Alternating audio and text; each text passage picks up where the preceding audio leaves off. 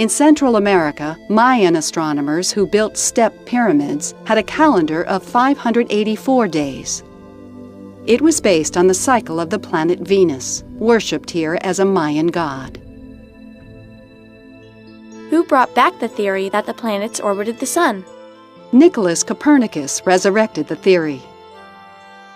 But with the Church clinging to an Earth-centered view, the ideas of Copernicus, a Polish cleric, weren't published until after his death in 1543.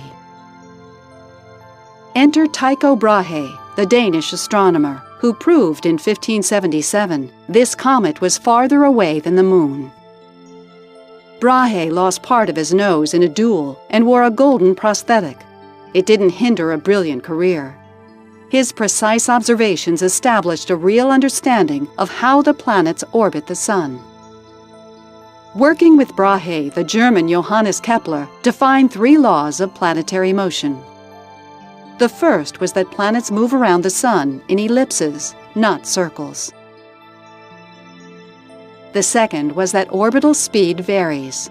The planet travels fastest when nearest the Sun, and slowest when farthest away. His third law was that planets orbit slower and slower the more distant they are from the Sun. And here, with Earth's orbit overtaking that of Mars, Kepler explained those retrograde loops.